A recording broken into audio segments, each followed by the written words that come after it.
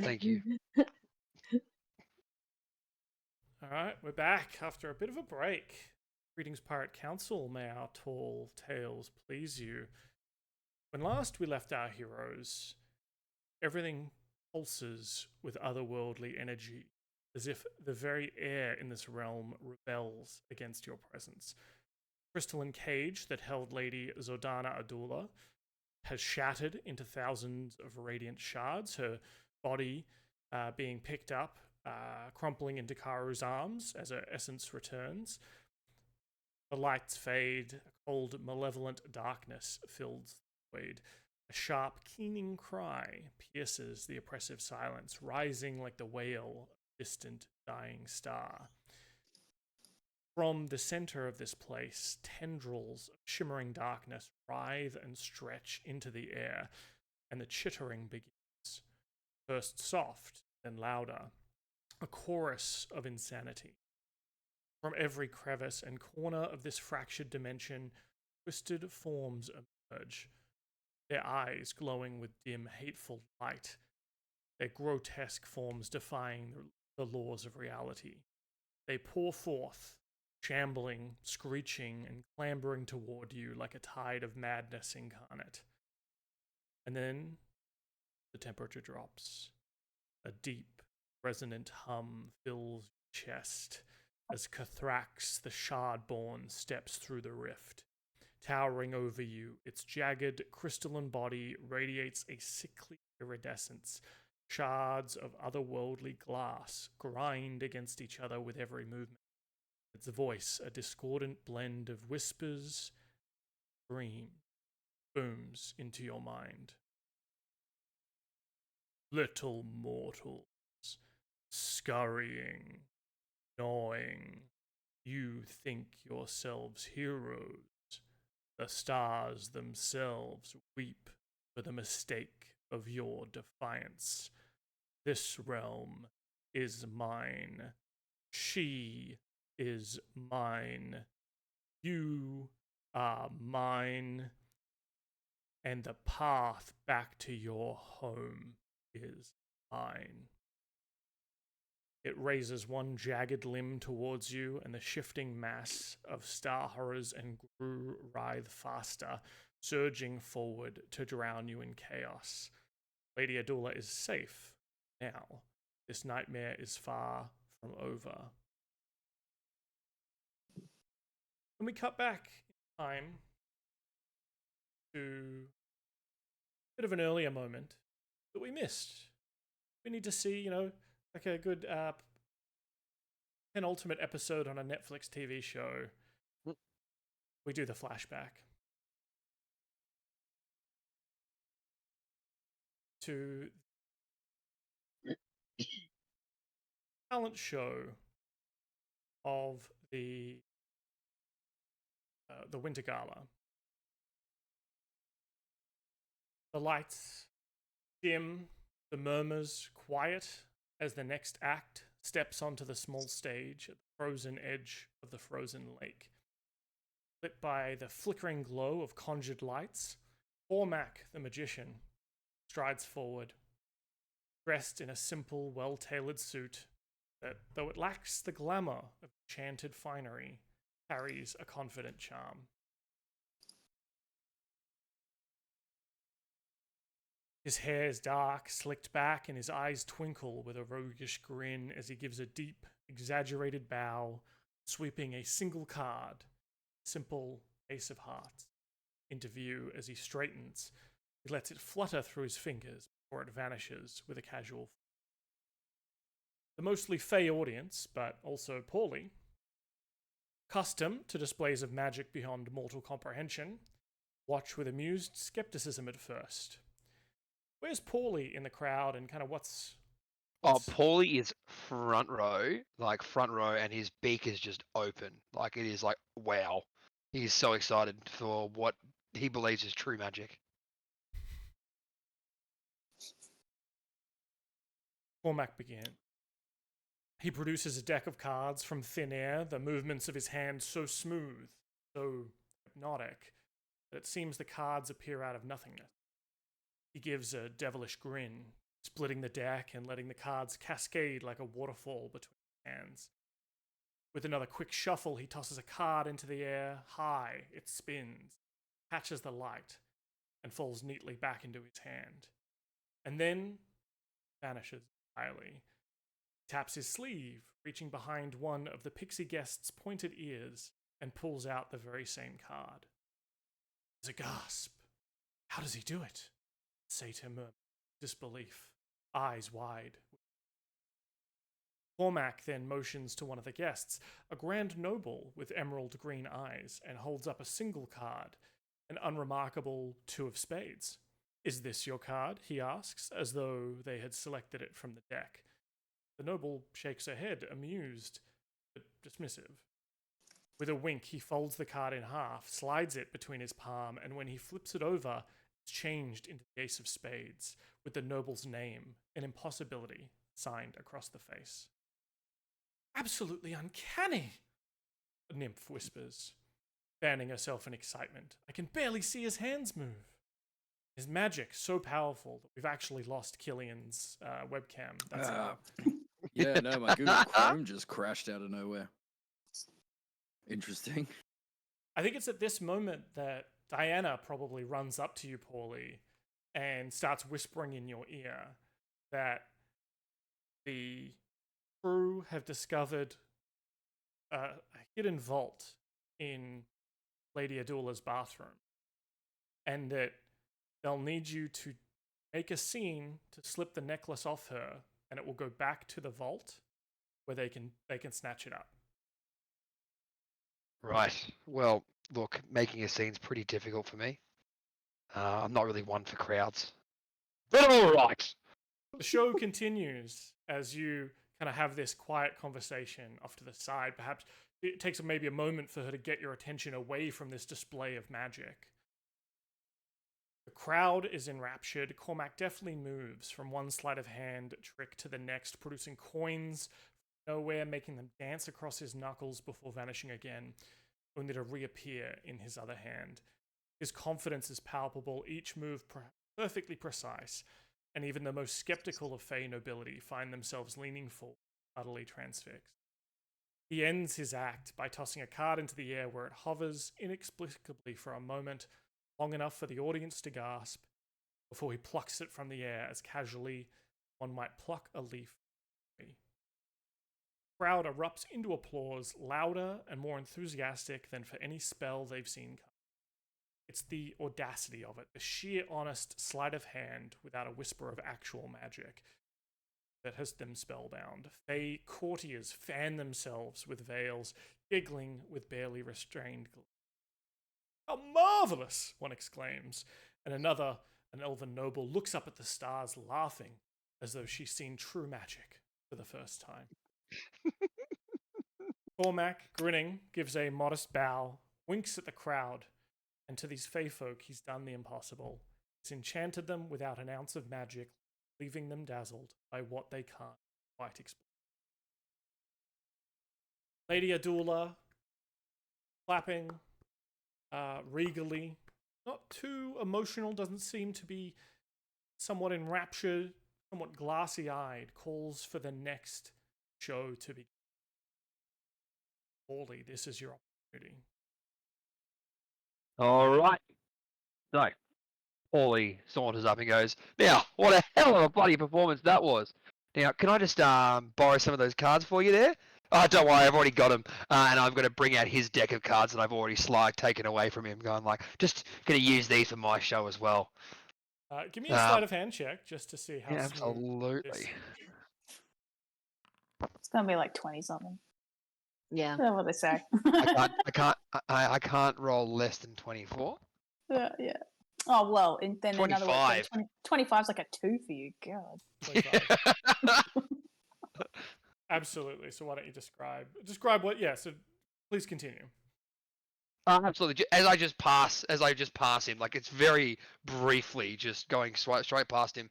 As Horvath is like obscuring me, I've just palmed a deck of cards out of his coat, but no one else would have seen it whatsoever. So, go. Actually, hang on a second, Horvath. Yes, please. I could actually borrow this deck of cards. Oh no. Actually, I've got one that I've already got off you. Thank you very much. Now I'm going to need a volunteer. And it's going to have to be someone who we all know and love. Lady Adula. No, a round of applause for Lady Adula, guys. The Fae kind of all, there's like a raise of hands around, people are trying to be picked. And then when you gesture to our most gracious host, of course, all the Fae are just of course it has to be her. And she stands up and glides onto the stage, where she stands there, very little show presence about her, just kind of standing there. Certainly notice that as the evening has been wearing on, kind of her personality has been somewhat fading, and her mannerisms have become a little bit more icy, but seems compliant with the with whatever this act is. Perfect. Right. Well, I am known for being a dexterous parrot, and it's something a bit of a skill that I'm known for my swordplay, my ability to throw daggers, and how I can shoot from very far away. So, first off, we're going to get Lady Adula to pick a card. Really, any card doesn't matter, actually. I'm just going to shoot. I'm going to stab the thing. So there you go. I'm going to pan the deck out. So she pulls a card, shows it to the audience, in case that's relevant. Perfect. Actually, yes, no, I've got a good idea for this one. Cool. Yeah, keep going, Yep. keep going. Does she put it back into the deck? Do you get her to put it back? Back into the deck? Yep. Yep, absolutely. And I'm going to, this is a secret little trick, you gotta hear the magic side of it. I'm gonna mark that card, right? Just like very sleight of hand, mark that card, know what it is. And I'm gonna actually hand Adula the deck and go, just throw it up into the air. Just throw the whole deck up into the air. She looks at you and kind of arches an eyebrow, and then see her deck of cards up into the air. Perfect. And I am going to quick draw a dagger out of my belt and then just stab the card. So throw it into the air. The knife sails through the card, impaling into a tree kind of behind the stage. And there speared is the Queen of Clubs, Adula's card that she. And there's a bit of a round of a bit of an applause. There's some a little bit wowed. We haven't quite won over the crowd completely. Right, guys, I'm just getting started. Next, we're going to do something even better. Lady Adula, I believe you have an earring on. Yes, I have two. There's a bit of a titter from the crowd. Perfect. I would like you to take your earring off and hold it up just above you like that. Just put so make sure the ring is just showing there for me. Thank you very much. And he proceeds to do so. Same thing. I'm just gonna literally like bring Talon out and then just throw Talon through the hole. So the earring just has the little hook. It's not even like a full closed. It's just a little hook. Talon slides through it effortlessly, and pulls it from her hand, and impales. And it where does it land? Kind of like beside the card. Does it beside the card? Yeah. Actually, in the middle of the card. So basically right next to the dagger. Or even better, in the hilt of the dagger. Yep. The rapier lands. So it's like a double sticking out now from this. Perfect. Ring. Yep. Perfect. Perfect. And the crowd is ooh, and everyone knows that good magic comes in threes. They're waiting for the turn, but the crowd is getting excited. The danger that is building up, of course. No one would dare risk harming the hostess of their evening in the Fae. Yet the audacity of this parrot knows no bounds, seemingly, and he's getting close to danger here. Now this last one we actually did talk about, and I'm trying to remember exactly what we did, and it was a good idea too. Yes. Okay. Yes. All right. Now for my very last trick, Lady Adula. Do you seem to have something else you could give me just to cover my eyes, make sure I can't see anything? Yeah, she takes off like a scarf or like a handkerchief out of her pockets or something like that, and hands over this kind of silk handkerchief. Can you please just attach it for me there, please? Thank you. She Great. detaches it and kind of checks to make sure that your eyes are fully covered. Perfect. I'm just gonna like as well. Can I sleight of hand just so I can like slightly undo her necklace? Yeah, absolutely. Give me another sleight of hand.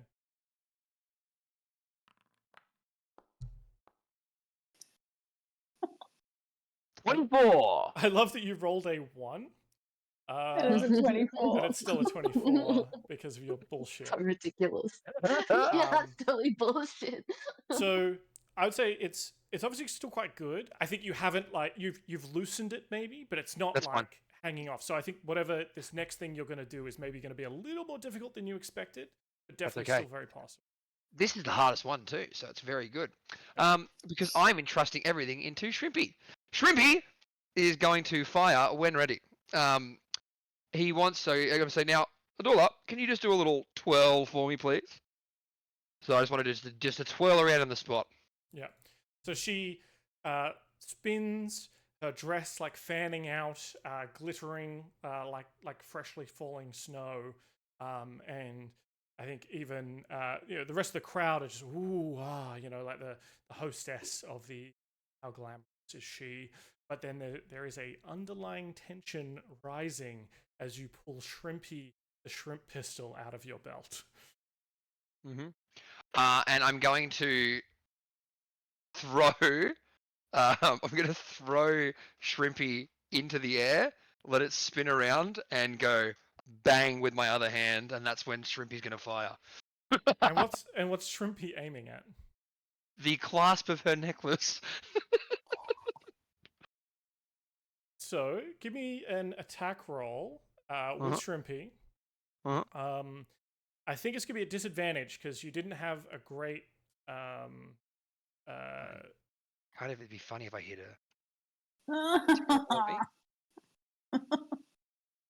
Oh dear God. That it doesn't seem to want to roll very well.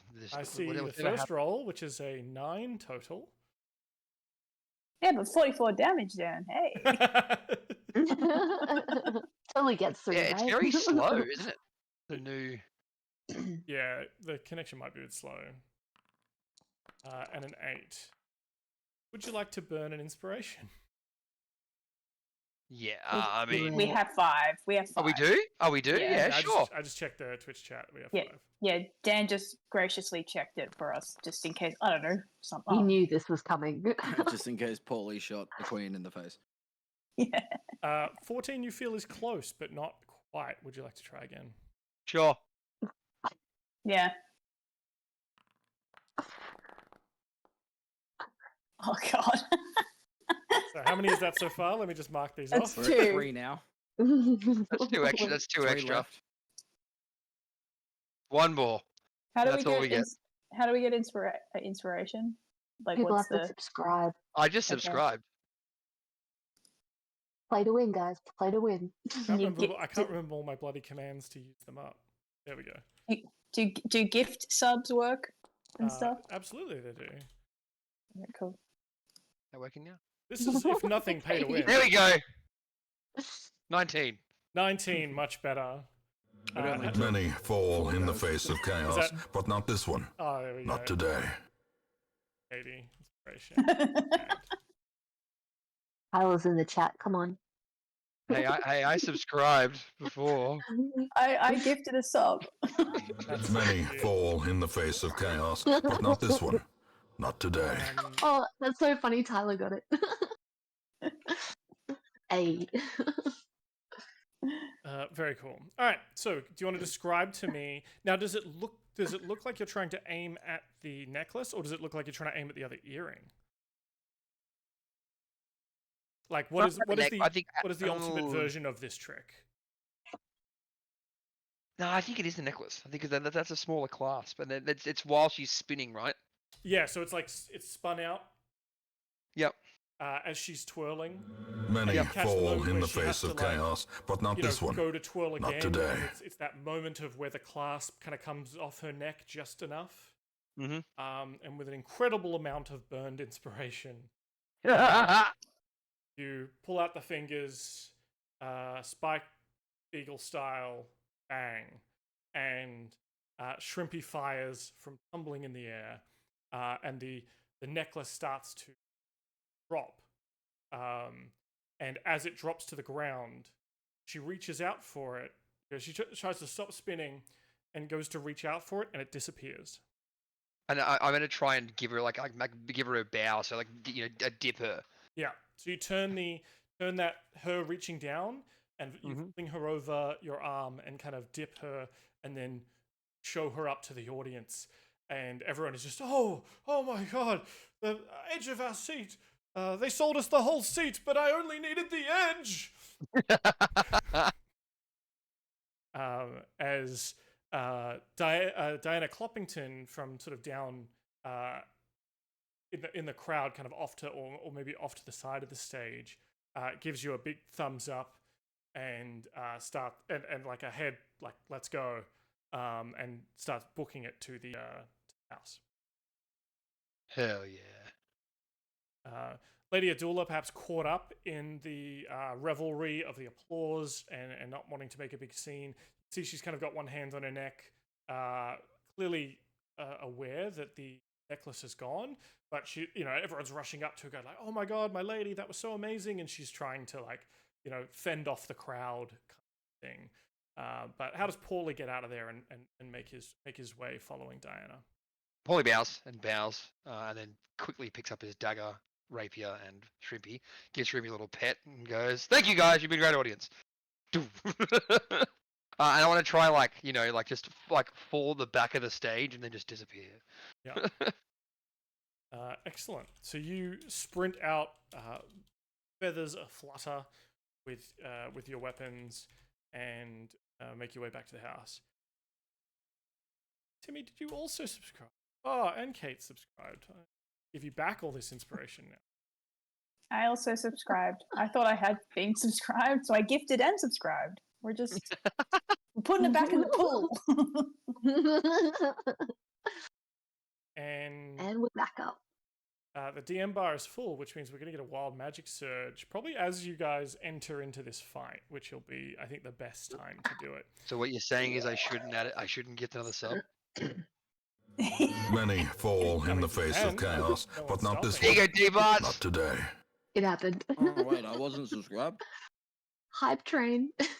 Yeah, I just said the same thing. I was like, wait, why am I not subscribed? You're all too kind. Oh, we've got 6 now. It's great. So one more. What I'll do is get someone in chat who's perhaps not in this call, if I think Tyler's here, perhaps, to roll me a D100. I think it's exclamation mark D100, and we'll resolve that momentarily. But Paulie, you and Diana scream into the house.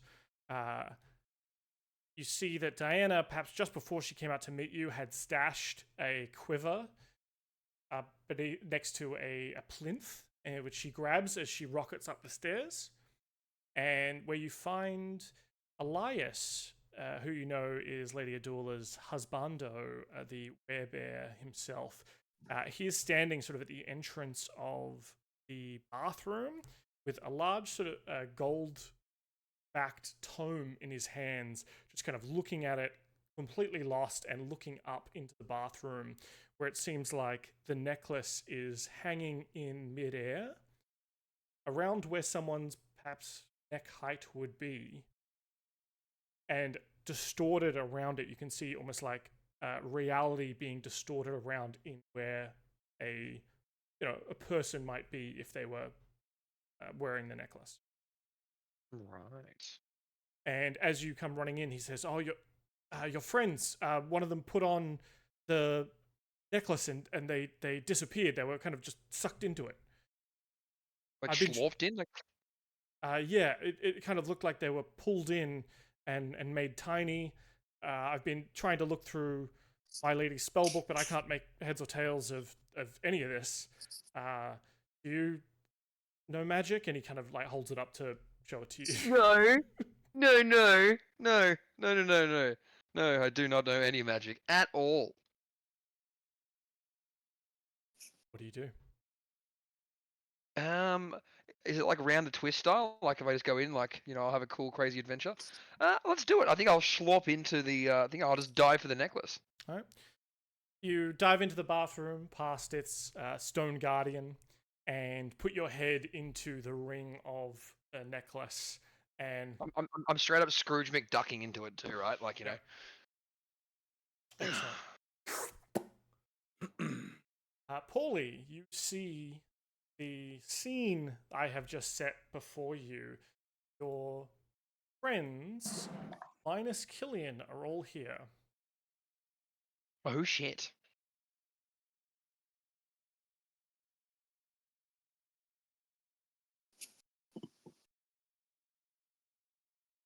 And momentarily after you arrive,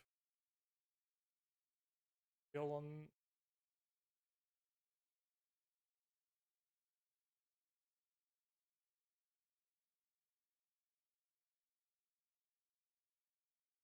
I've got too many Okay. maps. Yeah, so many maps. There we go.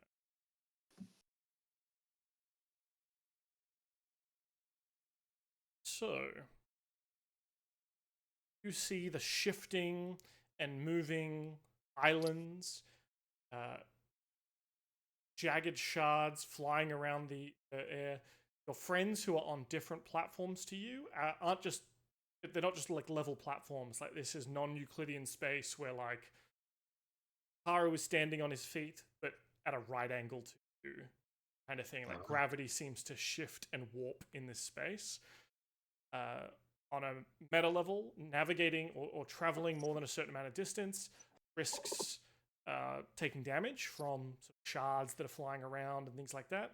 And reality seems to shift and warp regularly, flinging people out as you enter. Behind you, just after you Scrooge McDuck through, so you're on sort of a bullet path through the air. You see, actually, you probably fly by Karu, so Karu's actually fine. It's Yama who's probably on an odd angle to you, hopping, appearing behind you with a sort of almost like crack of a mirror. Karu, your dear friend, your and my friend, Diana, comes through. And she has in one arm a bow, Ooh. and tucked into like her saddlebag, you can see poking out a gold book. Babe, you look hot. Also, how the fuck did you get here? Paul, the captain, did a magic show, and that necklace you're wearing isn't actually here. It's still there. I'm actually wild to see it on you still. Looks good on me, doesn't it? It does. I can't wait to accidentally gamble that away. You hear Killian's voice. No, it doesn't. Take it off. You don't know where it's coming from. Yeah. Kara's just like, it looks great. Oh my god, Captain, hi. Welcome. Paulie just dives into the snow, just Can I like just- head first. It wasn't actually a smart move, Scrooge McDucking. Scrooge McDucking is never a good idea, guys. I don't know, it's pretty entertaining for me, Captain. Like I think I let Karu in this maybe like quick second, like maybe helps Paulie up. And then Thank it's you. like, welcome. I don't know what this is. I think I have a crystal in my nose. 1 second. I was like fisherman hanky out. If I can get a Tyler, if you're still here, can I get a D100? And if I don't get one from you, I will take my roll.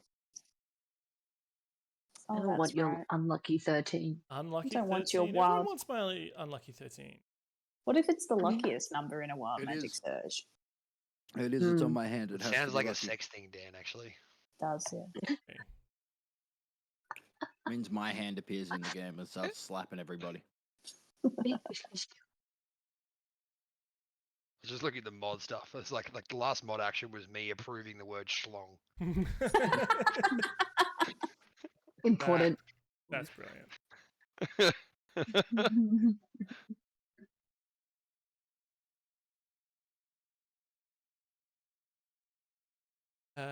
Do we get? We haven't got a roll. We might just wait a moment while Tyler figures that out. or whoever's here, anyone who's here and failing that, we'll keep going. I have rolled initiative for you all as we in the creature in the center of this area, sort of moving parts of its body moving at odd angles as it reaches out and kind of points at the bulk of you, or more probably points at Lady Adula, who you can see here on one of the other platforms. And you hear it, probably, Paulie, you hear the tail end of its threat, where it says, "This realm is mine, she is mine, you are mine, your home, the way back to your home, mine." And then, yeah, Paulie comes Scrooge McDucking through out of nowhere, followed by Diana Cloppington. And I like the idea that we completely ignored his last part of his monologue to have that conversation that Karu and I just had. Yes. Yeah, we just talked over him. Yeah. No, and like not even quietly too, like, yeah, bip, bip. Yeah, like people at the back of a concert, and it's like a really soft, somber moment, and you just hear, "Nah, mate, rah, rah, rah." That was us. Yeah. Or that guy in Oppenheimer that farted. Whole cinema goes silent. Thank you for that roll, Tyler. A 44. Who would you like this wild magic surge to affect? Who would you like to be the center of this magic surge? Baby, you're a fire. For once, it's not Josh rolling, so I might be safe. You can choose enemies or allies. Ooh. It is weird that it's not Josh rolling. Yeah. But I get suspenseful. It could be listening to us. anybody. First up on the block, though, is Haru at the top of the round with your re-rolled initiatives. Those of you who have been in this realm, as the transformation occurred, as Kathrax, the Starborn, came through, Adula was able to perform some magic that she still has memorized, and all of you got the benefits of a short rest. Paulie, you're not part of that because you weren't here. And the battle resumes. Paulie, the Wild Magic Surge centers on you. I think because you're Scrooge McDucking in. Because I sang Katy Perry. Sorry, I just read the chat. As you burst through, a crackle of lightning sort of tears off your feathers, almost sort of illuminating the crack in space of where you came. And as you perhaps land, the glass-like, diamond-like ground beneath you kind of cracks like a meteor landing as you, this sort of meteoric iron, land from the sky.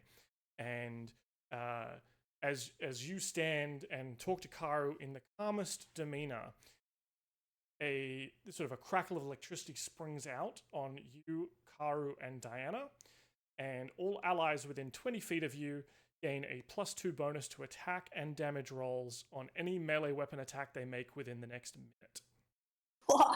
Baby, I'm the firework. Okay, +2 to like. So this seems to be following him around. So whenever you're next within 20 feet of Paulie, you seem to be sort of energized by his electricity. Fuck yeah! So that's +2 to damage and to hit. Correct. Thank you for that, Tyler. That did not kill the party, so we're all upset. But fuck yeah! What was it? The very first one, you summoned a green dragon. That got very interesting. Yes. In fact. Oh, was that the Jabberwock thing? That was Venom Chad. Oh. Venom Chad. Venom Chad. Sorry. Okay, it's my turn. Should I do a thing? Should I do action? Okay. Baby, Ooh. I made it a little too intense. Just reduce the Very opacity bright. a little bit. Captain, you are my guiding light. You are my shining star. But it's a bit much. Could you just? I don't know. Do you have sunglasses or something? I start to glow when I get excited. I know. It's a weirdly unique thing about you. It's hot, but also please turn it down. There you go. Thank Is that you. better? Thank you. Yeah. No. Okay. And then Karu is going to just like leap past you.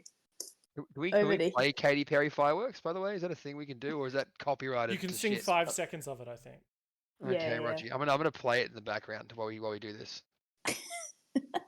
That's what it is that's where we can hear Paulie. We can just hear that song playing. That's where we know he is on the field because you just hear it like a Doppler effect. boom.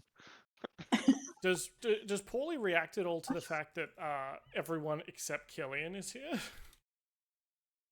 Probably, I mean, he probably thinks that Killian's like something else. You know what I mean? Usually, Killian's hiding or like turning into something or teleporting from somewhere. Yeah, good.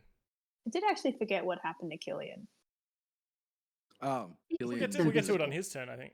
In fact, Okay. Dylan's playing so much method that his camera's turned off again. That's how invisible he is. No, my computer literally just turned itself off. Oh, Oh, So I turned it back on. your computer is getting into character. that's Gotcha. right. Yeah. Mm. I don't know. So I'm just gonna leave that webcam off for now. Yeah, know sorry, what's going on. Karu. Yeah, you step forward. There are these two creatures: a grue, which is sort of like a humanoid, more humanoid kind of creature, though its bones sort of bend in odd directions, and its mouth is just razor sharp splines, and the star horror, which is sort of like a tentacly, proboscis squid-like creature with bizarre dimension. It's my distant star cousin. Gotcha. Not that one. No, not this one. The other one. Ew. Ew. There we go. Distant cousin. I am going to. So I've moved. Like that doesn't matter. It's Karu. Sorry. And I'm gonna. Do I want to I am going to bonus action hybrid transform. Hell 'Cause I yeah. recovered that after a short rest. So Karu gets all more tentacly and more drippy viscousy liquid as he turns into his little scary werefish self. And then I am going to attack not my cousin. I'm going to attack my not cousin first. That's good because it is like shrieking at you, and it's hard to focus on anything but it. Yes, Mechanically, yeah. disadvantage on any attacks or saving. Attacks on disadvantage on saving throws, as well as attack rolls against creatures other than this thing. Yeah. It just really wants your attention. Yeah, I do remember its friends from before, so I'm like, yes, one of you. So I'm gonna try and hit him with my cutlass. 17. 17 will absolutely hit. Sick. Did that add all my?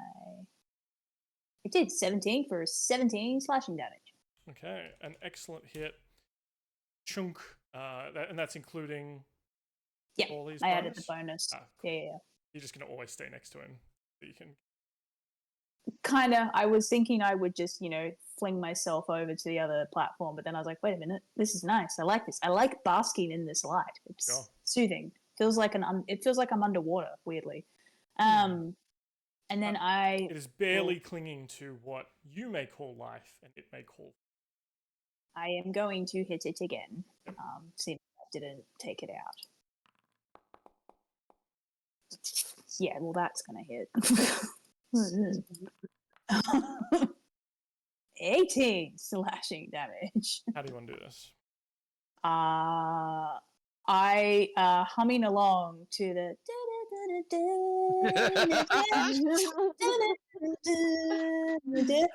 and I like decapitate it. And then I turn around to like face my cousin. I'm like, make it go, with my fucking cutlass, sort of like doing little like moves. And then I give Diana a wink. And that is me. I think that's all I can do. Because Diana is kind of your companion in this. She has joined you, so because you hit, but it is a different armor class. She will have to roll to hit. The signature attack is effectively just ranged now. I was going to say, she'd be at a disadvantage, wouldn't she, if she tried to hit the guy that's in front of her? Potentially, yeah. Because she's a ranged attack. Yeah, I think she's kind of leapt in. I mean, she didn't know. She's put her head into a necklace and then just appeared next to this thing. And it's probably, she's like, you look good, babe, with the necklace on you. But then she kind of looks and she kind of looks at this thing, and there's that moment of, is this a cousin of yours? Like, I don't want to cause offense. But then when she sees you stab the stuff and turn to stab this thing, she's like, oh, okay, yeah, we attack family here. Good. Yeah. Family is not safe from the blade, babe. I think if she's at a disadvantage with the guy in front of her, she might actually shoot the one that's near Adula. Just having someone in range with her will cause advantage.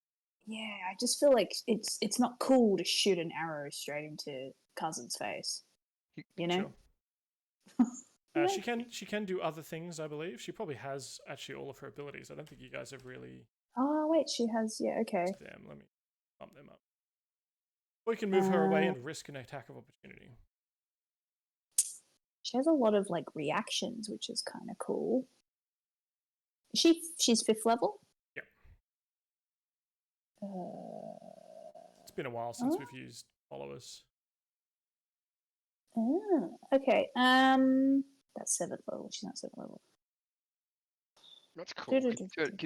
Wow, can convert the hit to a critical hit. I know, I just saw that, yeah. Use that on me. yeah. Maybe she will risk an attack of opportunity and step up. I did not move her, but I was going to move her back. Sure. So she'll risk an attack of opportunity to step back, and then she will aim at my cousin. From there. 19 to hit. I imagine that would hit her, yes. So for 6 damage, she needs to make a con saving throw. Yep, sorry. This character sheet's a bit wonky. That's right, I'll roll one. It's she got a +2? 21. Oh, 6, so she's fine. Yep. Cool. And she is going to do her signature attack. Wow, that's really annoying. I'm like trying to like click it and it's not doing it. So it's 1d6 plus 6. She rolled a 13 to hit. 13 is dead. Oh no, not enough. Ooh. I think when that doesn't land, she does, maybe there's like a little momentary panic of just like in her eyes of like, oh no. and she's just like, your cousin's not as squishy as you are, babe. And Karu's like, yeah, I know. God, sensitive subject. Yeah. Oh no, just sensitive about that. God. And that is Diana done. That's my turn. All right, Paulie, and then we've got.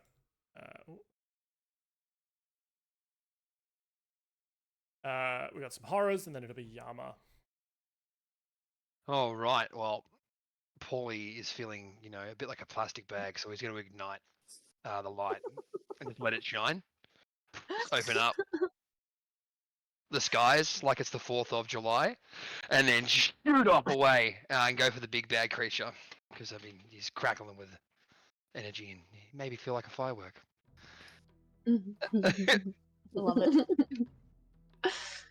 Boom! Pew pew. While flying there, he's going to shoot Shrimpy. And seeing the whole way, because of course, why wouldn't he? Mm-hmm. Can it come? Yeah, it rolls every. Because you fly forward, Yes. you are going to need to make a dexterity saving throw. Yes. Rolled a nat 20 though on that attack. Oh, and everything else. Nat 20, then a 1. So as you fly through all of this, you are going to take 7 piercing damage as you aren't able to dodge the shards that are sort of flying through the air, and especially as the gravity kind of shifts as you get over closer to this platform, they slice through your wings somewhat. So take 7. Right. I can't even change the D&D Beyond's being a bit crappy. You can track it in Foundry. Yeah, I've never done that. I've always done it in thing. If you right-click your guy and click your health box, you can go minus. Okay, cool. Type it in, hit enter.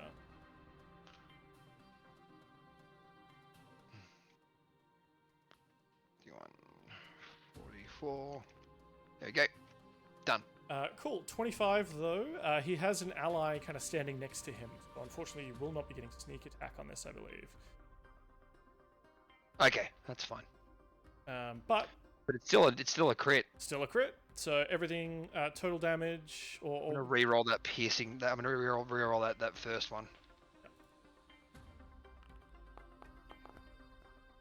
Better. It was like 7, 10, 13, 17, 23. If you take away the sneak attack. 20.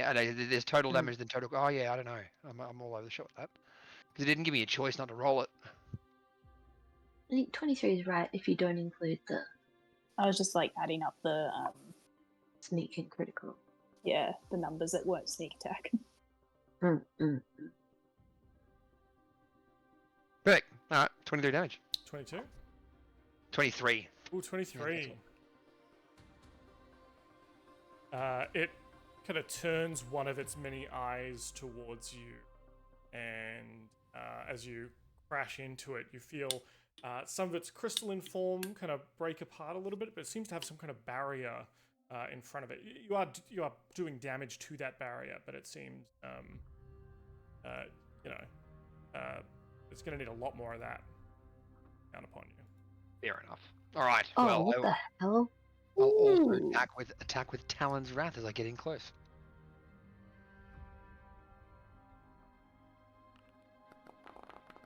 Did I come in? Yeah, there we go. 14 That'd be plus, 2. Yeah. plus 2, 16 is not enough. Oh shit! Wow. You get in with Talon's Wrath and just go to strike with that full force speed, and you just feel the blade kind of slip off its form. Oh wow. Okay. All right. Well, that is where I will end my turn. Just shining very, very, very prettily. Okay.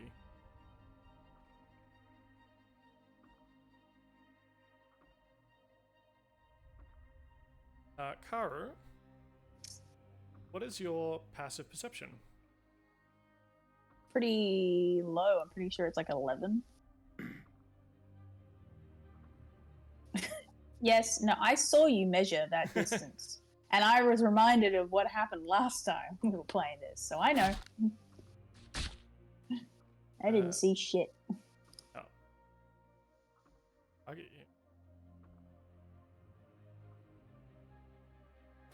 What the what? It just what?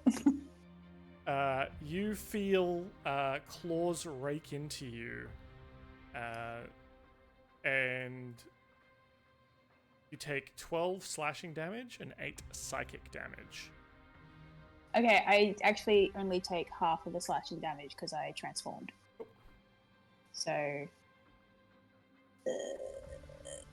we said 12 slashing damage, Yes, 12 of that was slashing damage. and then 8 was psychic. Yeah, So, I can show it to you there. so 6 and 8. Okay. Yep. Cool.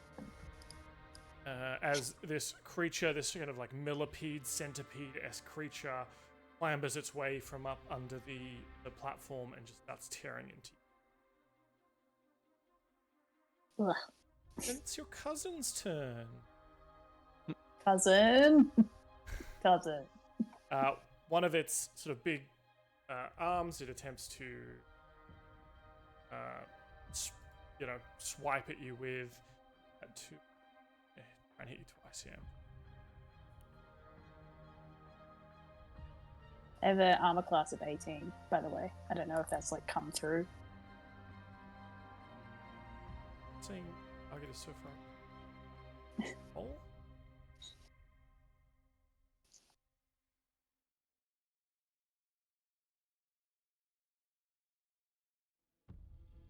Because it doesn't actually. Cousin doesn't actually want to hit. He doesn't want to That's hit you. why. I'm gonna have to roll it naturally, like jump. No, no. 14 is the highest it gets. That was not enough. No, that is not.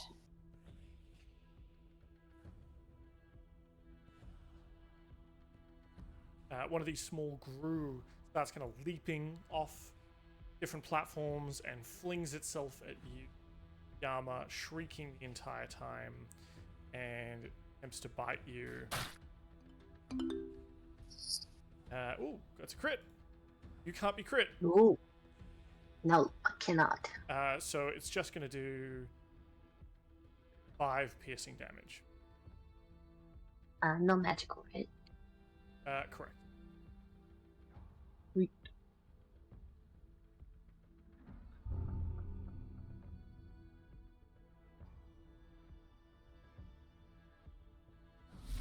Yama, it's your turn.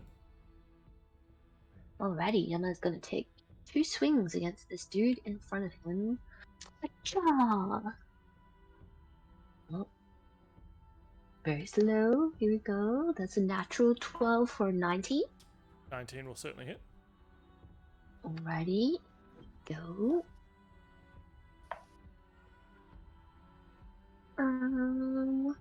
What is that? 10 damage? 11 damage, did you say? Yeah, it says 10 on D&D Beyond and 11 on Foundry.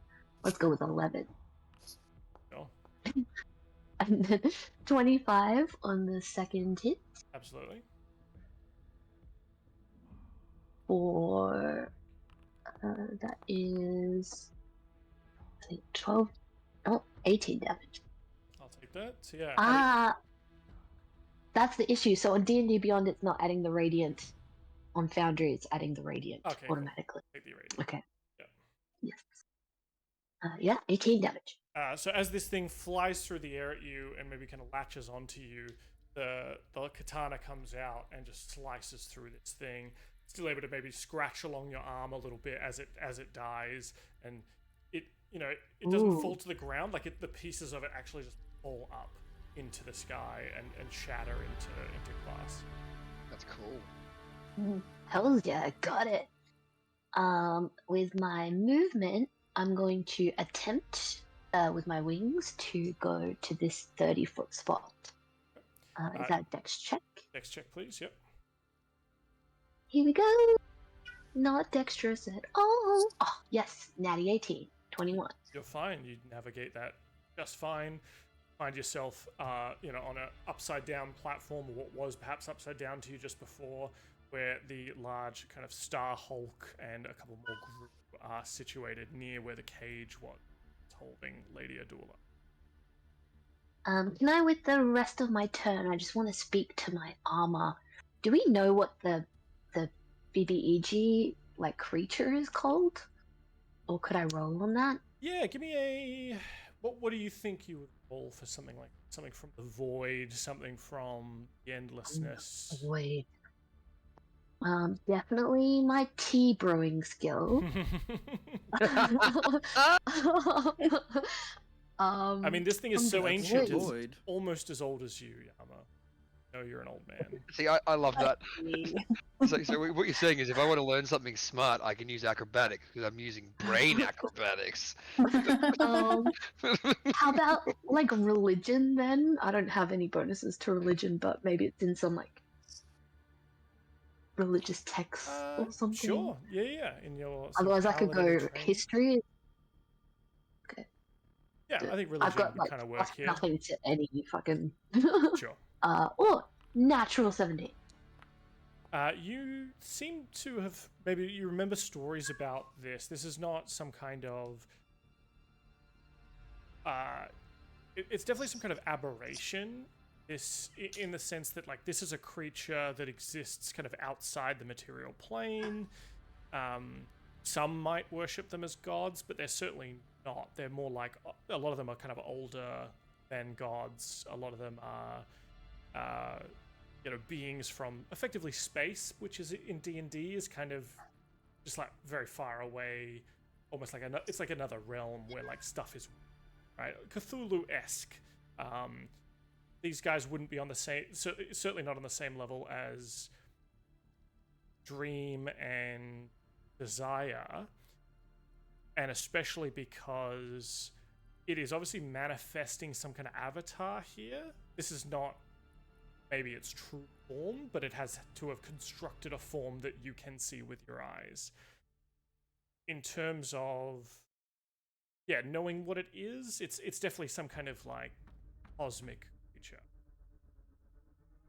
Do you think that's enough to go on to tell my armor that I've like fought one before? I'll say no which is a- because with a 17, no. But I'll say you do get a bit of information that this thing is. I'll give you maybe some of its like resistances and stuff. So with the armor, all it is like a deception check to lie to it to Okay. say that I've fought it before, but I don't have enough information to do that. Do you think?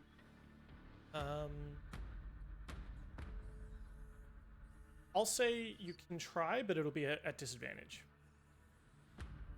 Ooh, okay, then I'm not going to do that because the armor can be destroyed by me lying to it. Yeah, it doesn't destroy, it just wipes everything off that you've had before, I think, right? Oh, okay. So you have to kind of like start again with a fresh slate. I'm totally going to try it.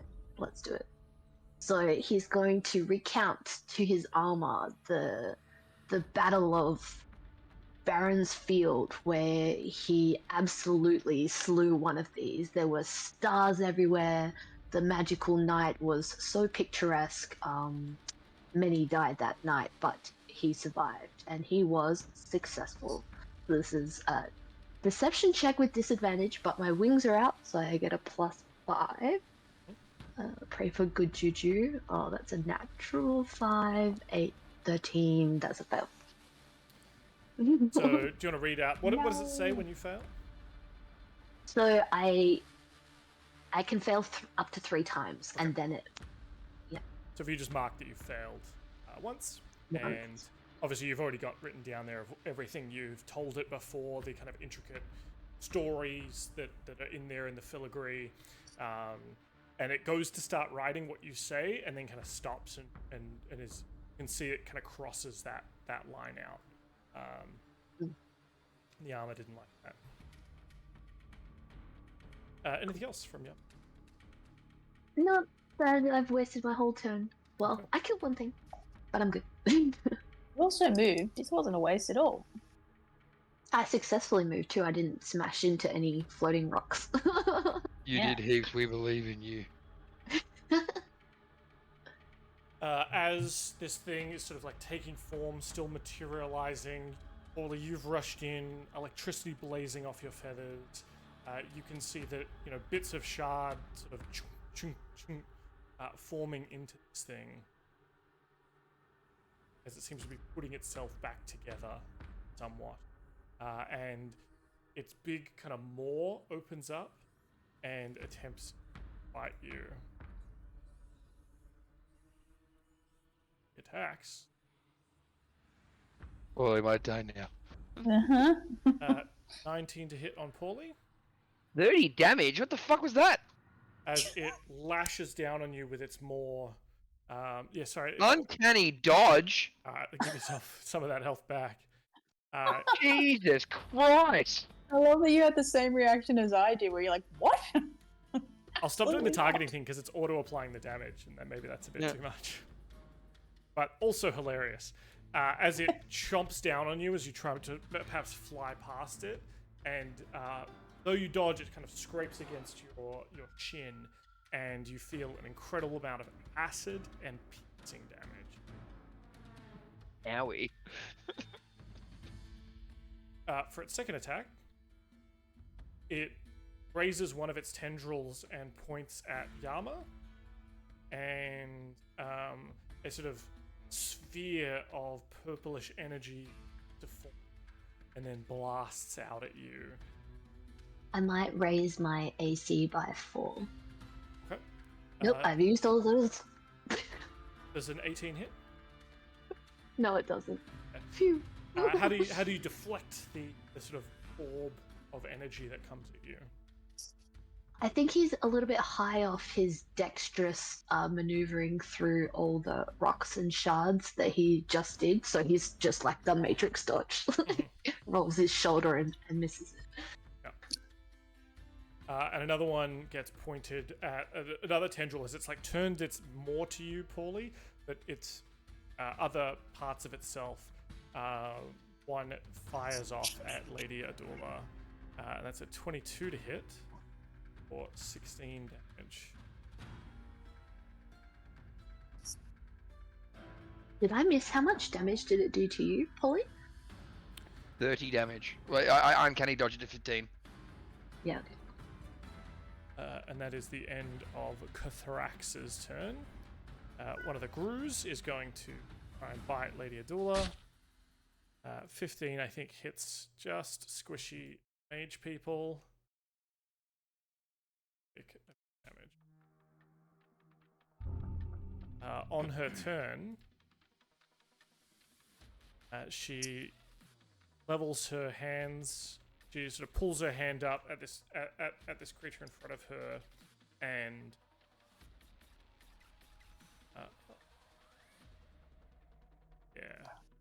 raises her hand and it sees you crackling with lightning, Paulie.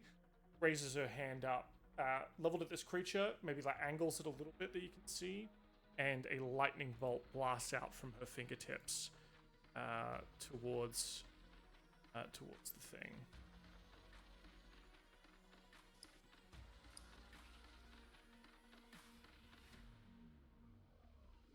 Thank God I'm shiny.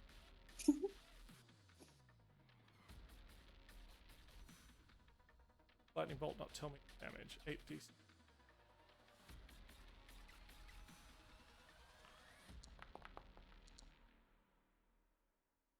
This thing is just completely fried. Hell yeah. Yes. And this thing needs to make a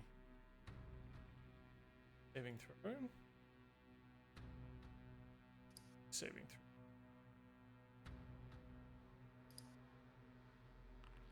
It fails, so it's going to take the full 34 damage. Oh, yeah. Killian. The Great Observer has finally come to play. At the same time as Zordana's lightning bolt flies across into this guy. Another lightning bolt, essentially mimicking that one, will lance out as well at 3rd level, so the same. And that's 19 if dexterity DC 19 save. On the big guy, or? On the big guy. Yeah.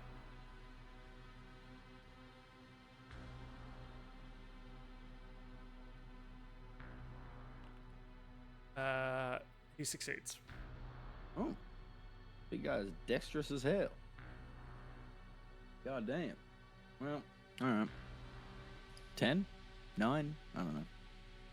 What was the full damage? 30, 19. 19? So we'll call it 10. Yeah. And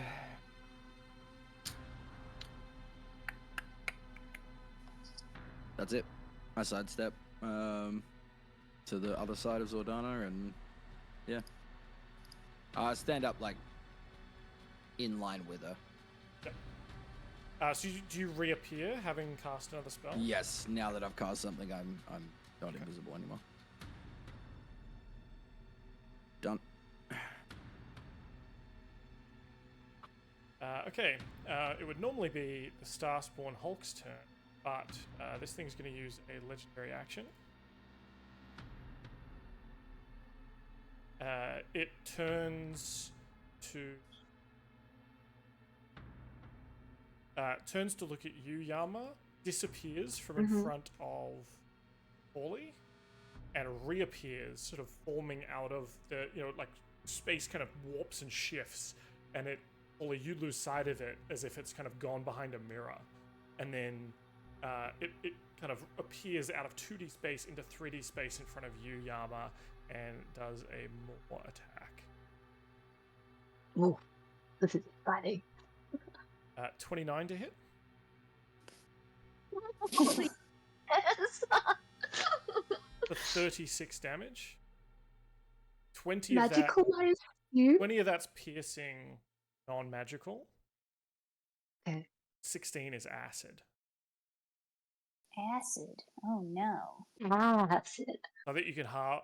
Oh no, you can't halve the piercing. You can remove a little bit of No, it. I only just take 3 off. Yeah. Not a lot. Not when it's 20. I was on just about full health, so could take a few more of those. Yeah, well, now that you mention it, He's like, What are you tempting, Kate? What are you doing? I didn't mean to provoke him. Oh god, this other dude. 16 to hit and a 26 to No. hit. 26, yes. 13 damage on the as Also the other big magical. creature comes in, and as you're being like chewed on from the front, this thing kind of slams into the back of you. Yikes. I'm bloodied now. No one grow. No. This shrieking, horrible creature poorly attempts to jump up and bite you for 18 to hit. It meets and beats. 6 damage. Yes. Okay, after that, yeah.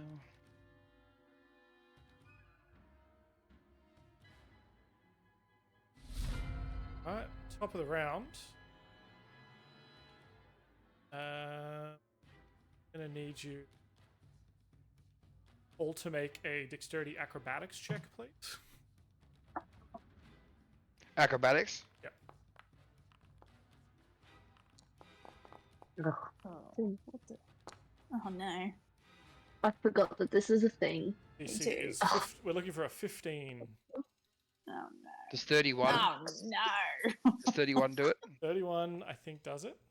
You're the only one that succeeded. I'm gonna flap my Those wings. are some really low rolls. And Diana succeeds. So Good job, happy for her. Diana. Well, she's got 4 feet, so she should. 9. So, Haru, we'll do you first. 1 d10. 9. Karu, you are kind of flung up a little bit, but then like kind of just land where you are. Okay, cool. Yama, you are flung to the center platform. Honestly, that's good for me, I guess. Hi, Yama. Probably pretty helpful. Killian said, like, you feel the gravity shift, but then, like, kind of realign. You just skid sideways a little bit. You're still on that center platform. Hell yeah. And Lady Adula is flung this one. Karu. Yes. Okay. Karu is going to be a little jolted at being flung up at the air and come back down. But he's going to turn and wordlessly, with his face, communicate everything that he needs to communicate to Diana through just like a series of like his eyes like darting over to where Killian is, nodding like with his eyebrows raised, and then Diana like, well, I don't know actually. You could call a roll here, but he's just like, and then he's gonna to Diana, and I'll let you whatever. What are you attempting Anyway. to communicate? I'm telling her go to Killian. Okay. Like just go that way. And I'm going to bonus action activate one of my Crimson Rites. I'm going to do the Rite of Flame. And yeah, D&D Beyond has cooked itself because I can't click the 1d8 in the description anymore. It's like not a clickable item anymore. So good job, guys. I take 3 necrotic damage. Do you think this is all because of that 2024 new bullshit? Yeah, I'm blaming that. Because everything's legacy now. It's redundant. Yeah, they're like, no one's using this anymore. So my cutlass lights up with magical flame, and I'm going to attack the cousin. I'm going to attack cousin first. My first strike, and it's -2 to this because I'm not bothering to take the 13 to hit. On the cousin, does not hit. That's fine. I will then swivel. Remember, Diana does have reactions that she...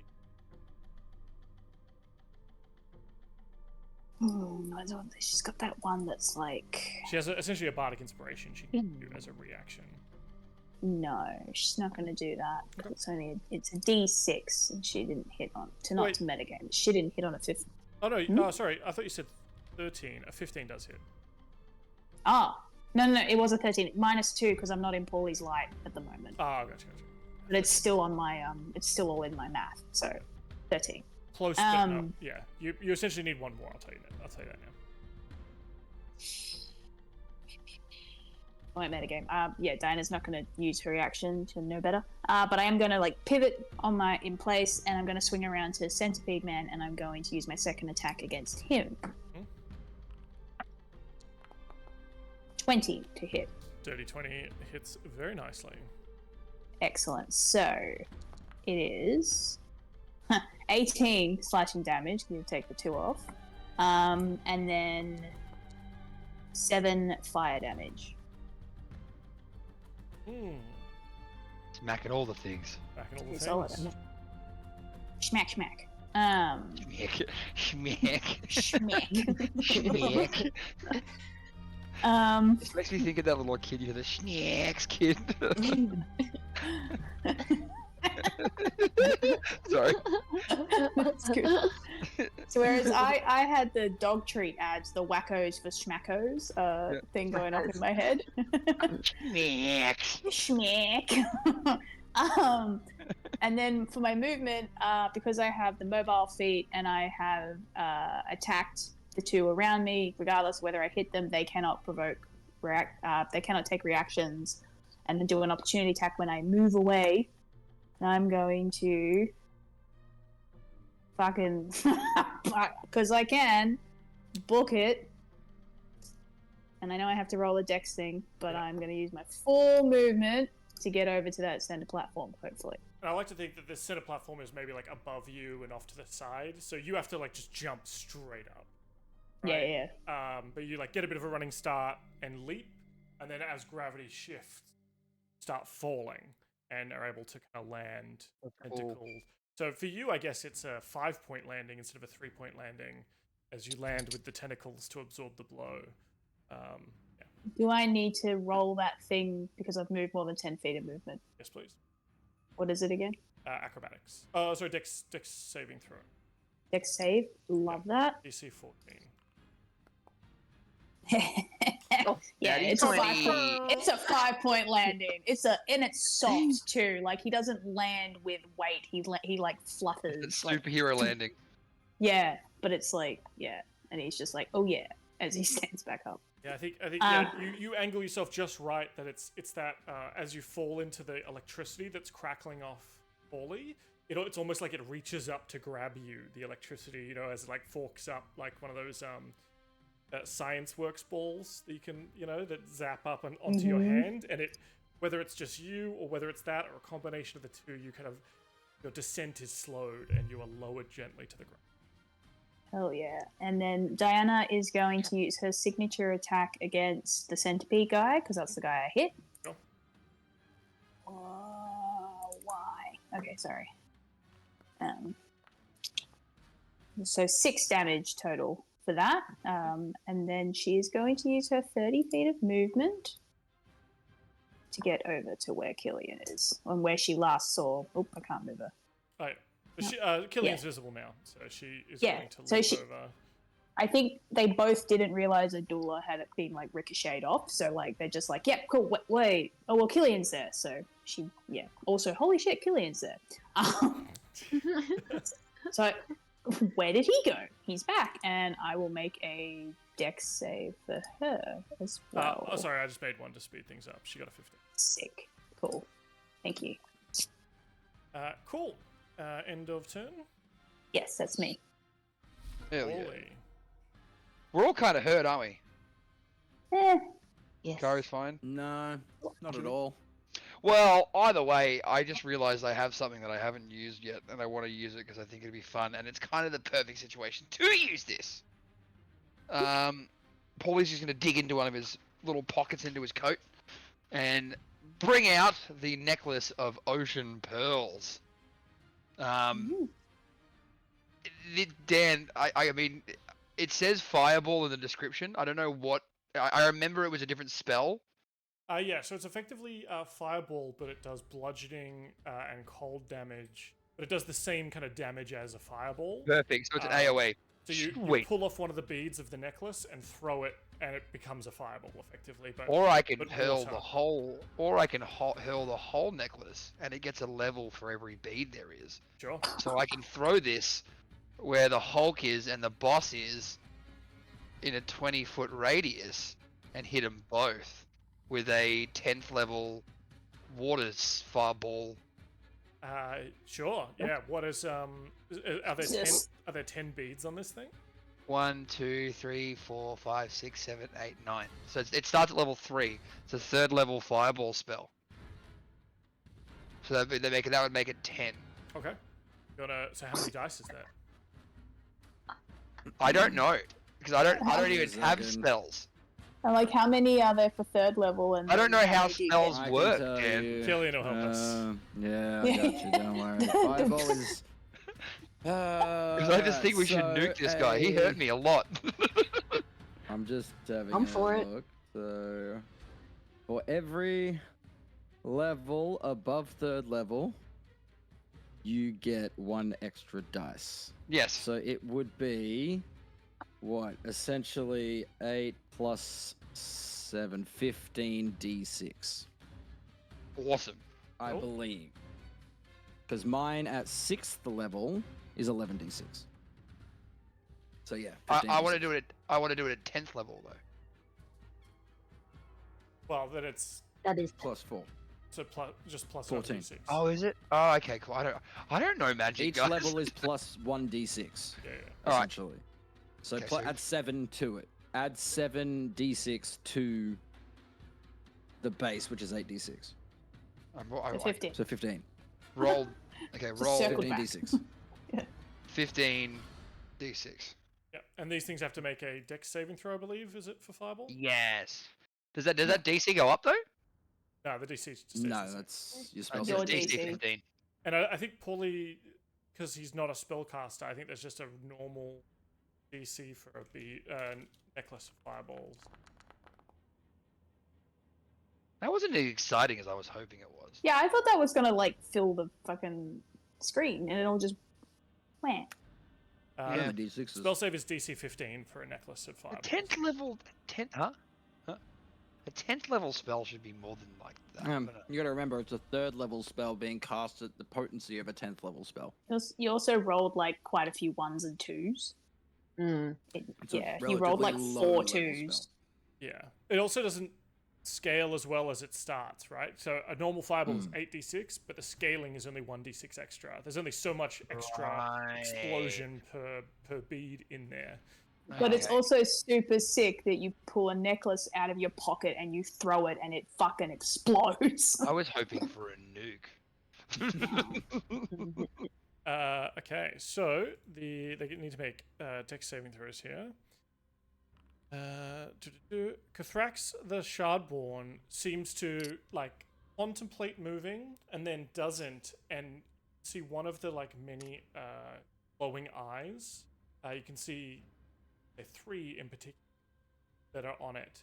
One shatters, and a shield kind of comes up to absorb a lot of this. Mechanically, it has burned a legendary resistance. How the others do. This guy, fuck. This guy, I think even if he succeeds, it is just enough to just instantly kill him. And then, I think. Hell yeah. Nice. Sweet. And then I think I'm just gonna shoot it from where I am. Sure. Shoot him with Shrimpy.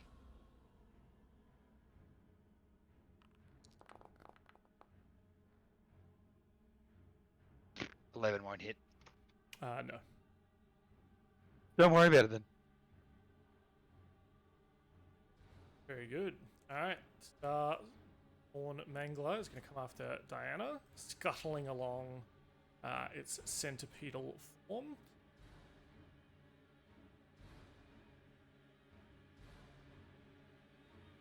That necklace is now done. I'll remove that.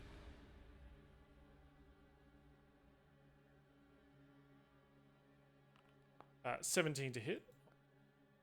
Yeah, I think she's got an AC of 13. All right, so she's going to make a.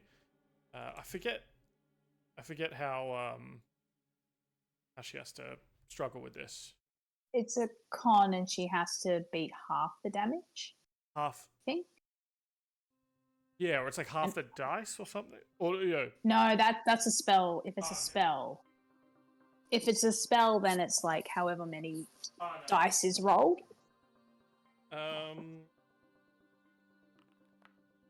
Yeah, so the DC is the average damage from the attack. Right. Well, she got a 9 for a con save. Oh, then she's going to take... and then, and if they fail, they lose 1 health level per die of damage. So she's going to lose 2 health die. Oh, okay, that's different. But Yeah, that's fine. But that's different. It used to be you take damage, it was 1 point of life. That's Yeah. how we used to do it. A retainer's health level is equal to their number of their level. Each time a retainer is hit by an attack, they make a con saving throw. The DC is the average of the attack. If they succeed, they take no damage. If they fail, they lose 1 health level per die of damage from the attack. If they lose their final health level, they drop on. Because this guy uses multiple dice in his damage for the attack. Yeah. Yeah. Because the last time Yeah. we played as retainers, we were much lower level as well. Yeah, so I think Yeah, everyone like- only yeah. hit with like 1d8. This guy hits like with 2d6. Cool. She's already down 1, and I don't know why. Did she lose 1 in the werebear fight? I don't know. I wasn't here for that. Sure. Diana Okay. wasn't a part of the werebear Would she fight, have recovered it? She probably would have, so let's just knock her down 1. Down 2. So she's 3 out of 5 now.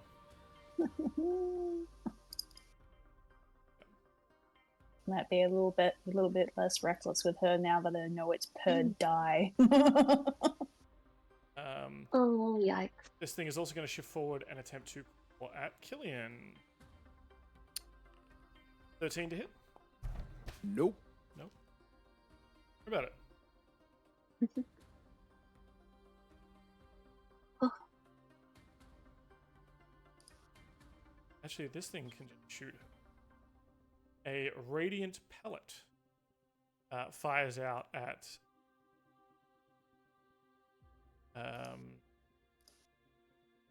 targeting Killian. Okay, well, it's targeting you, Killian. 13, I assume, does not hit. No. Second one is going to fire at Diana for a 13, which just hits. So I need her to make another con save. It's probably some form of a hate crime, Dan. Probably is. 6 is Oh, just enough God. for this. This damage isn't very high. Okay, God, she's rolling like crap. Well, I'm rolling like crap. Dun, dun, dun, dun. It's a shark. What's the shot? Salsa shark. What is your passive perception, Paulie and Yama? 15. I think mine's like 16. Give me 1 sec. I'll have a quick look. When I logged in. Oh, damn it. Yeah, it's 16. Okay. And what was yours, Yama? 15. 15. Okay. Neither of you see this thing coming. Another one of Karu's Oh, no. cousins. Sorry. I think it's 18 actually. Fucking, I'm trying to read from the. I'm out having a cigarette. I'm trying to read from the screen outside. Slithers up to you, Yama. With an 18 to hit, though, I believe it does not hit. So that's fine. Nice. Yama. I'm gonna punch that guy. Let me swing my sword. Ba-da-ba-ba. Sword. That is a 19.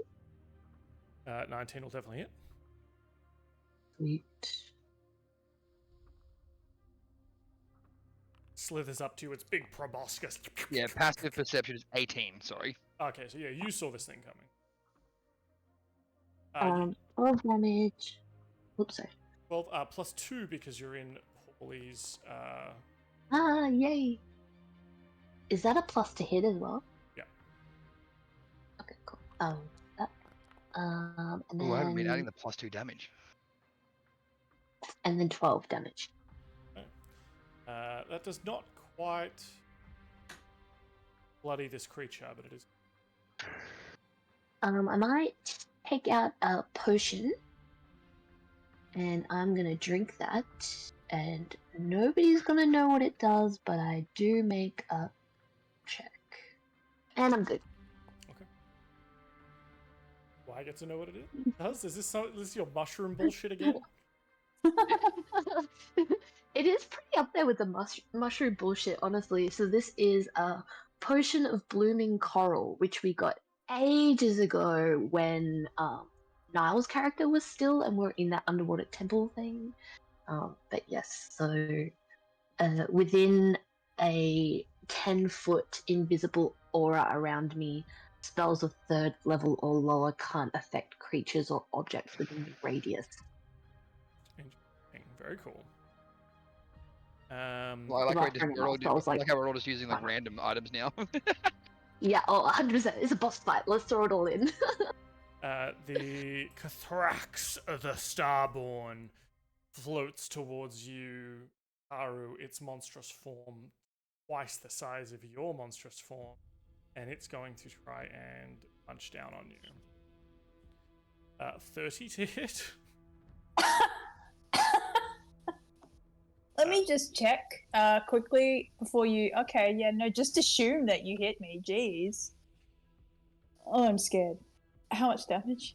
30 damage total. 21 of that is piercing. 9 of that is acid. Right. I've got a really dumb idea that I want to do. I'm here for that. I got a fantastic idea. So your aura of blocking spells, Yama, like what does that do? Sorry. So it's 10 feet within a radius of me. 3rd level spells or lower won't have an effect. Yeah. This isn't technically a spell, but I want to like reward you for like burning that thing. So I'm gonna say it's gonna have disadvantage on trying to huck this psychic at you or anyone within your aura, right? Nice.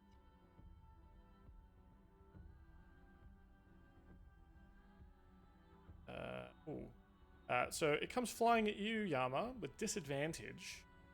Your kind of aura seems to sort of spreading out from you, this kind of potion or tea that you've drank,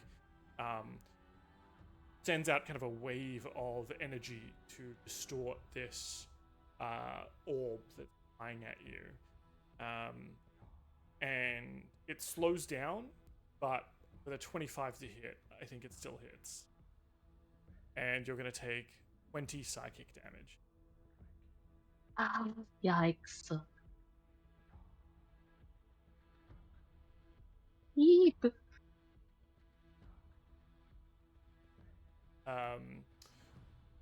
Because it's a ranged spell attack, Karu, if you wanted to jump in here, you can. Oh, can I do my reaction? If you would like Melee to thing? earn your reaction on this, yeah. Yeah, why not? Okay, let's go. I'm gonna smack him. I'm back in Paulie's. Oh, Jesus. Never mind. 16 is not enough, I'm afraid. Just ding off his leg. Lady Adula, what has she got up?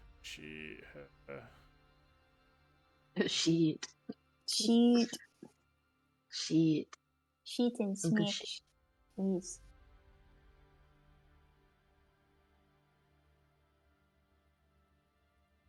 she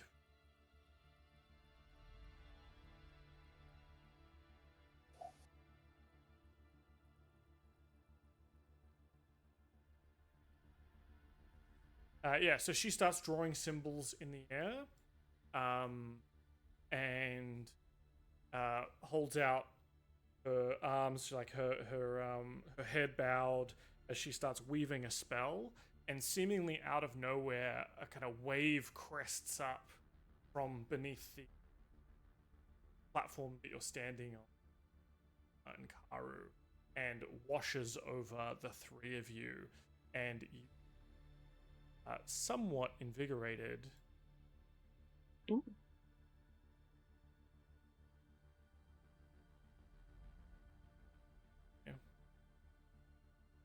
For 18 healing. In fact, actually, it just gave you all the healing. Holy shit! Whoa! Oh, that's so cool. Although Holy it shit. healed them, which I now need to take off because.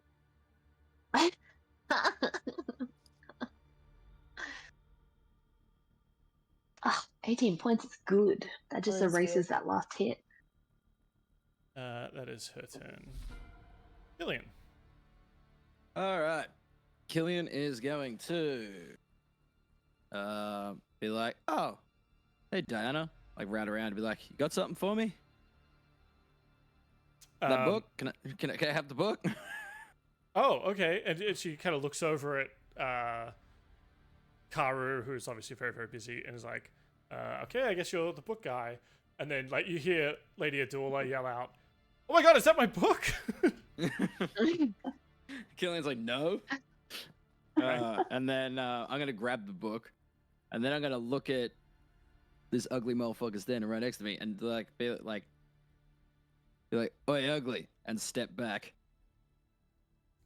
He I'm goes to baiting. attack you. Yeah. Dirty 20. Yep. 15 slashing damage. That's fine. I disappear. Take the damage. Yeah. I disappear, and then I'm now here. Cool.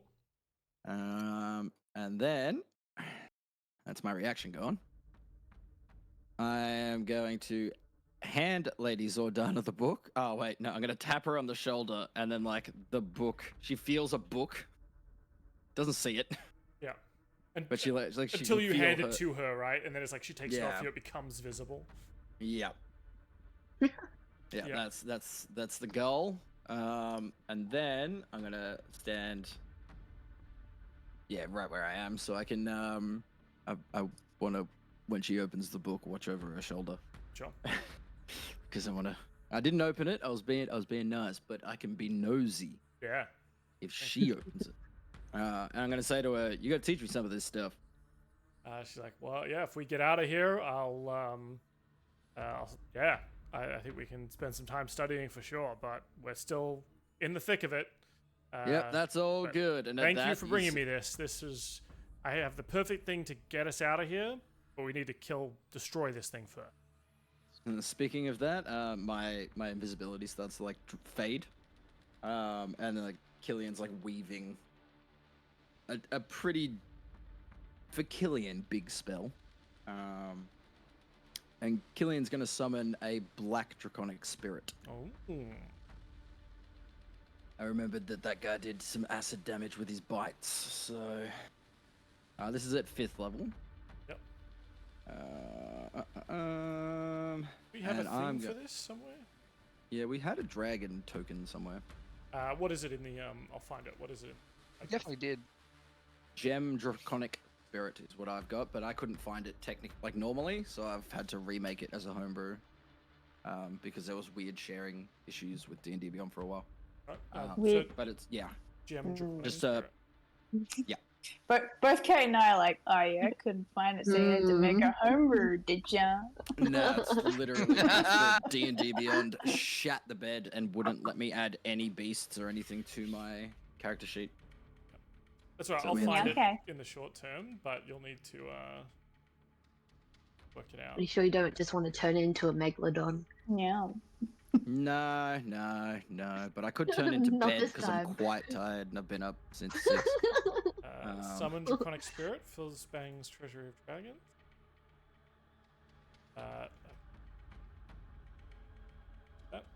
While you read out what this looks like. How we do. Yeah, he's like, okay, so I guess I'll work something out. This might help. And I believe it's summon draconic spirit. It's in a point that I can see. Where'd it go?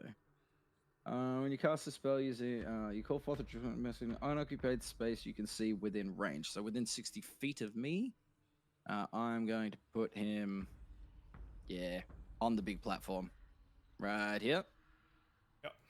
And then I believe he goes immediately after my turn, doesn't he? Because it's its own entity. Yeah, this creature is an ally to you and your companions. Shares your initiative count, but it takes its turn immediately after you. Yeah. Sweet. Okay. It's going to let out a very pained roar by the sound. Like it sounds like it's in pain because its mouth is full of acid. It's resistant to it though. And then it's going to make its way over to big guy over here. And it has multi-attack. So I get 2 rends. One. D6 plus 4. Oh, what the hell? Melee weapon attack. Why is it just doing that? A melee weapon attack, so I'm guessing. Why is it not? They might not be coded probably in this. Yeah, I'm rolling off D&D Beyond. It's just being. Oh, because it's your strange. spell attack modifier. It can't know what that is. Okay, well, my spell attack modifier is plus 5. So that would be what? A 1d6 plus 4. Your spell attack modifier is plus a spell 11. attack plus 11. Yep. So I have to roll what? A slash roll. 1d20 plus 11. Yeah, 1d20 plus 11. 20. Just hits. Yeah, that's 9 damage. We'll go again. That is 18. 18 does not hit. Lucky I have one more. Each creature in this area, blah, blah, blah, dragon. Breath weapon. Spell save DC. So I am going to, aim it so that it only gets the big dude. Sure. And it has to... Oh, Jesus Christ. 4 damage. Dex save DC 19. It leads. Cool. And then the dragon will like flap its wings and just fly up 10 feet. Like, so it's because I'm assuming this guy is huge. Yeah, this guy's like 10 feet tall.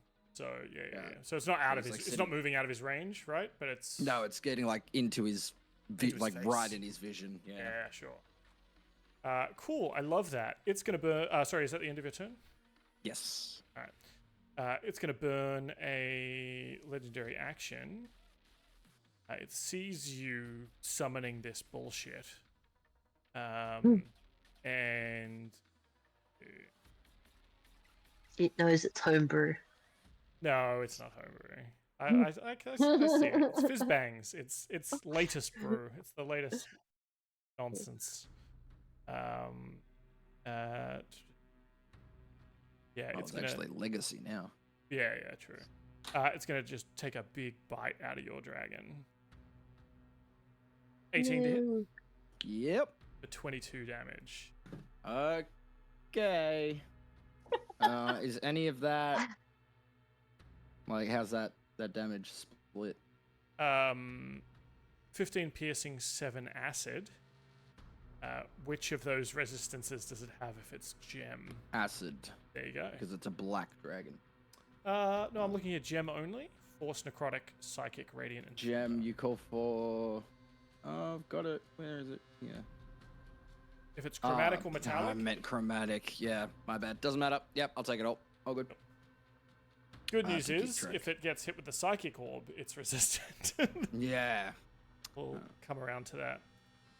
So that was 22 damage. 22, yeah. Oh. Big Star Hulk is going to leap across to come at you, Karu. My friend. I remember him. Big Did it move? friend. Does my dragon get attacks of opportunity? If it leaves your thing, yes. What is my range? I guess it would, yeah. Give me an attack of opportunity. You can probably take a swipe at this thing in midair. Hell yeah. 1d20 plus 11. 5 will hit. 25 will hit. Alright, hit friend. Jesus Christ, 5 damage. Every little bit helps. It's going to help Karu right here. 25 to hit Karu for what, 16 bludgeoning damage. Yep. Then a second slam is only a 14. Yeah. Cool. Thanks. I'm so glad he missed. That was helpful of him. The little guys attacking poorly. The first one does nothing. The second one is up and it's going to start scurrying over as well.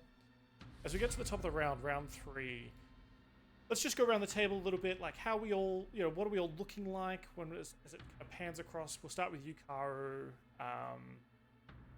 Is it, is there moments here as well where you want to kind of shout to your allies and also give us a bit of a description of how you're looking? Yeah, Karu doesn't look that bad, actually. He's like, he could be better, but he's just got, a little bit of blood on him. He's not really wavering or anything. He's big and monstrous, and, ichor spilling everywhere, but in this, like, anti-gravity, maybe it's also, like, sort of floating up from him as well. So he kind of looks like black fire. He's kind of just, like... he felt good about 6 seconds ago, and now he's surrounded. Like, he's got his dragon friend, but there is something very intimidating about being surrounded by 3 significantly bigger creatures, and he's just kind of like little dude amongst giants, kind of going, "Oh boy, okay." He just like turns around, looks back, and just sees all the little creatures and the cousin and Yama and Paulie, and just kind of goes like, "Yeah, we're good. We got this. We totally got this." And then Big Breath turns around to face the massive star demon in front of him. Perfect. Paulie, how's Paulie looking at the moment as he's, creatures are starting to circle in? Paulie's definitely been hurt. Won't lower that, but he is shining bright like a diamond. And look, he's feeling it. He's still feeling it. He's like, it's like, even though he is a bit hurt, he's feeling pretty. Yama, how's Yama looking? And what's he feeling? What's his... Yama is so Yama is so singed and like lots of little like cuts and slices all over him because he's been basically beaten all the way down, brought back up, beaten all the way down, brought back up. So he's like come very close to death a few times. So he looks so bedraggled. He's looking very like low on arcane energy. He actually from that potion that he drank, because he has to keep rolling constitution checks, he's got a bit of coral kind of like coming up and across his face and maybe like across his like pauldrons and shoulders that he's kind of like resisting a bit. So that would be like a really weird and new look that you guys have never seen on him before. He's staying positive 100%. So he's like, as Karu's like, "Oh my god, we can do this, yeah, we can do this." Yama's like, "Yes, we can do this, like, we've got this, like, Captain's here now, the horse lady is here now." He's like, "Hells yeah." Like, we got this.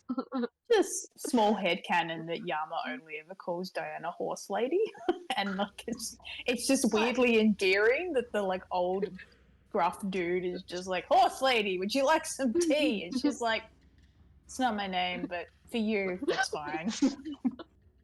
I believe it. Like, it's really like respectful and almost like he says it like a title, but he's just hiding. He does not know her name. Yeah. And she can see right through that, but she's also like, "No, I kind of like that he calls me horse lady." This is the trouble when your adoptive son has like 3 girlfriends and like you're trying to remember all their names and you just settle on And I feel like young it lady. keeps like rotating as well, like who is the most popular at the moment with Karu, like who's coming along on the adventure. So he's just like, it's that one today. It's the horse, right? And I guess we pan over to the other sort of guard of ground where Lady Adula is beginning to kind of open up her spell book and flick through it. When we see she's not looking great. Obviously, she's been here for some time. She's looking severely weathered physically and psychically. But with sort of a grim determination. She's got her ball gown that's kind of ripped and kind of shredded a little bit.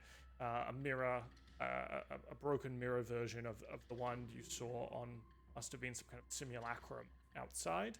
But we see Killian. Do you want to describe to us, how do we see, how's Killian looking? What's he kind of looking like at the moment? And what's his kind of...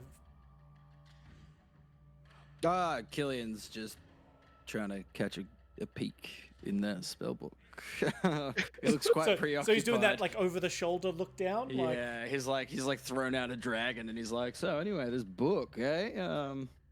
I like to think that she like catches you, but like, hides her cleavage when she looks at you, thinking that you're trying to stare down her top. Killian's like, no, couldn't care about that. Don't worry about that. Anyway, don't care about those guys out there. They're got a dragon. Dragon will sort them out. Show me this book. Said you had some really cool spells. Yeah. As she opens it, actually, you see that the words on the page actually move and shift constantly. It's not in perhaps a language you understand, but you do pick up sigils and symbols, especially for some of this recognize. But as she flicks through the pages, you can see sort of like the writing itself, as you kind of try and look at it, almost like tries to scurry out from vision. And as you look at it like side on or like pretend not to look, it's almost like the words on the page start to settle a bit, but then as you look again, they kind of scurry around. But you do catch some good glimpses of it, and your identify spell is kind of confirmed in... You don't... you see a couple little notes and maybe some stuff in the margins, and maybe some little rules in there that aren't magical. Catch that there are spells, obviously, in... But we'll get back to the top of the round. It's 8:50. How are we feeling for time? I've got to hop off soon. Yeah, so do I. I think we're fading. Fading. Do we want to call it there at the top of the round rather than push for another 10 minutes? Sounds good. Yeah. I think that's That sounds good. fun spot to stop at the start of the round. We got a bit of a feel where everyone's at. Killian's feeling juicy. Karu's feeling pretty good. Paulie's not great. Yama's not great. And of course, Diana, not great, not terrible, but also fighting off a centipede monster with a bow. And that's Just taking a spa by the looks of it. Yeah. Yeah, it's wrong. It's the wrong version of her normal fantasy. Yeah. I'll ask you what the right version is offline. We're going to call it this week. We'll be back next week. And thank you very much again, Tyler, for imbuing Paulie with magical energy, and obviously all of you subbed, and that was really good. We'll say goodnight there. Good night, everybody. Say goodnight, Magic Misfits. Bye. Be your firework.